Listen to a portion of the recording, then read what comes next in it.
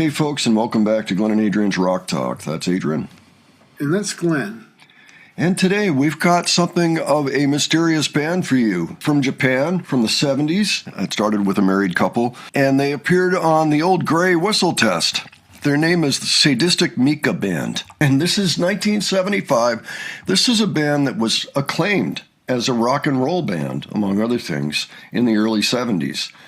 And we're watching this clip from 1975. I'm actually not sure what the song titles are. I think that this is going to be rewarding anyway. It does have Whispering Bob Harris as the host, who was part of that show 72 to 79. I think that somebody asked for this, and it looked very promising to me, so I thought we would check it out. Sadistic Mika Band was actually kind of a play on words from the Plastic Ono Band. And the sadistic part comes from how Mika handles kitchen knives. So...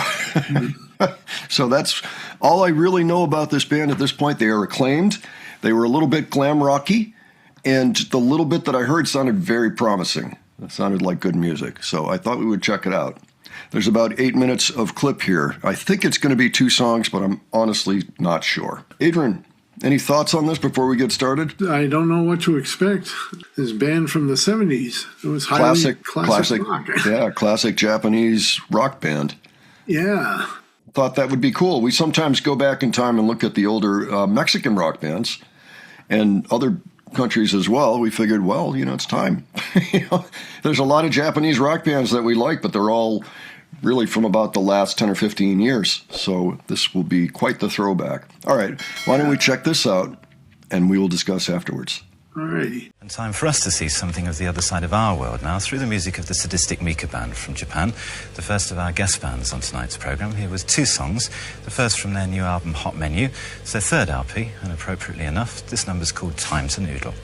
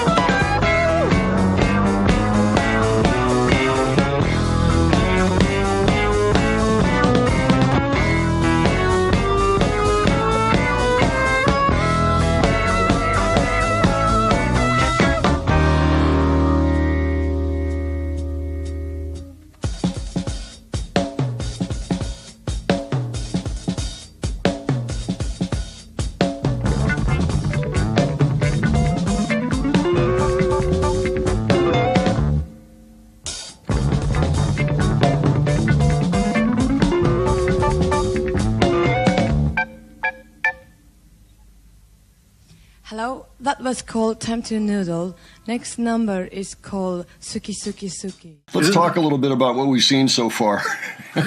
So she came out and she had a Polaroid and she started taking pictures of the band. I want to talk about the keyboards for a moment since we're going to see them on the next song too. We had a Rhodes on the bottom. Now, I don't know how many people know this, but it looked to me like this was one of those models of the Rhodes. That top is not perfectly flat. It's kind of got a curve to it. So when you're putting keyboards on top, that's a little bit precarious. Like, I hope he's got some kind of thing shoved under or anchors or something. Keeps it from just falling right off. He gets a little excited and whoop, uh-oh. The top keyboard was an ARP string ensemble. Which I used to have one. I recognized it right away. It was like, oh. The middle keyboard I could not identify. So if anybody's got any thoughts on that, Adrian, do you have any idea? I don't have any idea. I'm not sure that middle keyboard was even played during the song. Maybe not during that one. I'm going to imagine that they're going to play it during this one, because why not, right? I mean, otherwise just set up two keyboards, not three. But, okay. Yeah, just cool synths and keyboards being played on that song. I mean, if I had to sum it up in one word, I'd have to say groovy. Groovy, yeah. Very jazz fusion, but with a lot of funk going on, you know? Yeah. Elements of rock, jazz, funk, and fusion. Yep. Awesome syncopation going on. Oh, yeah. I also want to address the banner. Oh, yeah. I noticed this show is called the Old Glay Whistle Test. Instead of the Old Gray Whistle Test. Right.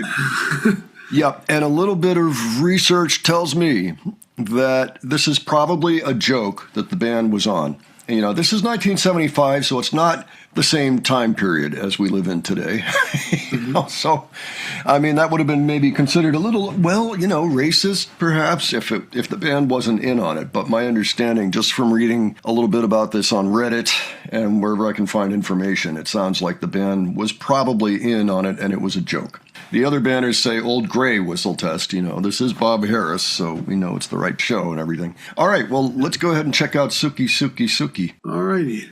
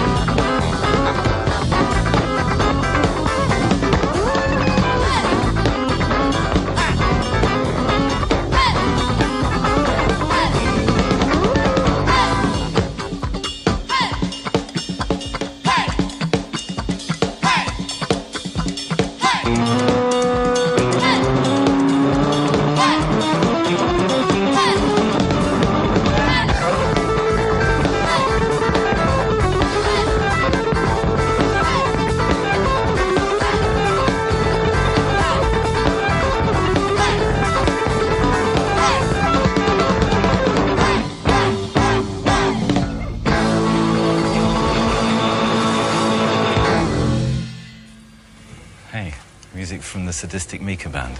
It was called Suki Suki Suki, and the band are currently touring. They're on the Roxy Music tour, in fact. They're a good band too. Fine bass player. They're on the Roxy Music tour. And boy, could you have not... I mean, the way that he ended that, no wonder they call him Whispering Bob. That was the Sadistic Mika band. Like, where's the audience? Or what the, that deserved a round of applause. That was great. So, yeah, third keyboard is a clavinet. Stevie Wonderland. My only question is, why have I not heard this before? Well, I mean, Japan 50 years ago is probably the main reason. But it sounds like some of the best American music. It's pretty cool stuff. From Japan. It's pretty cool stuff. Yeah, no question about it. So, yeah, to recap, the songs were Time to Noodle, which was essentially an instrumental, and I understand the title. I mean, that's what musicians do when they're jamming, they're noodling, usually. And then Suki Suki Suki, which there were a few little similarities there to the Steppenwolf Suki Suki. Just the Suki Suki Suki, that part, just that one little part, which I found amusing. I don't know what it's actually about. There are probably two different words being used for two different things. I suppose anybody that's familiar with this band could probably fill in some holes for us on that, if you happen to know what Suki Suki Suki means in this context. Well, I mean, overall, though, Adrian, what impressed you about that? I mean, how about that guitar? How about that slide? Oh, my. Yeah. That was a great guitar solo with the mastery of the Crybaby pedal, reminiscent of Hendrix. Yeah, very cool stuff. And I liked what he was doing at the beginning, or I think it was the beginning of that second song, with the going way up with the slide and that whole thing that he was doing there. Oh, yeah. Yeah, I mean, cool synth and keyboard sounds, intricate and funky guitars and bass, and the drums are tight and clean. Yeah, it really was. It was very clean and tight, and that's a good way to put it. This band is well rehearsed, and they're playing some heavily syncopated stuff that's just a lot of fun to listen to. How can you not just get up and start doing stuff, when you listen to that? So the unfortunate thing is that the couple divorced this same year later on, and the band dissolved. But that's too bad. But they left behind 3 albums, and I know at least one of them is considered one of the greatest Japanese rock albums of all time. And that's their, what was it called again? Hold on, Kurofune. So if anybody has heard that album, knows where to find it so that we can listen to it, by all means, let us know. I don't know why it's not on. What's that? So we can buy it, too. Well, yeah, I don't know if we'll be able to buy it. I think we'll be lucky if we can find it to even listen to. I noted that their first album is easy to find. And I listened to a little bit of that, and it was great. If we can find another video, that'd be great, but it might be nice to just bring in one of their songs off the first album. But if anybody knows where to find Kurofune, let us know. And why don't you give us your thoughts on this? Has anybody ever heard of this band before? It sounds like they were highly acclaimed at the time. I mean, actually, at the time, they didn't sell very well. This is kind of a pioneering band in some ways, I think. They are now highly acclaimed, looking back on them. And so any info would be welcome. We'd like to learn a little more about this band. Wild stuff. Really enjoyed that. So, all right, folks. So if anybody out there actually ever saw this band, why don't you let us know about that? Because I know that's possible, too, within our audience. And if you have a particular favorite song or video clip or something like that, by all means, leave it below, and we'll see what we can do. Because it would be nice to see a little bit more from them. And if you enjoyed this video, please give it a like. If you enjoyed the presentation, please subscribe. All right, thanks so much for joining us today. We will catch you on the next one. Take care, folks. See you all later.